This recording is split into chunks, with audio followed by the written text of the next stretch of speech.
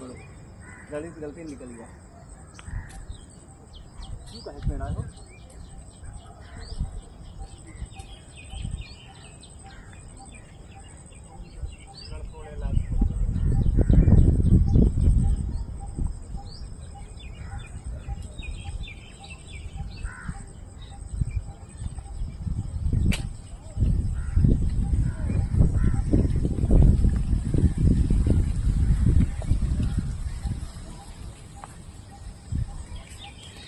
गूंजा है लाग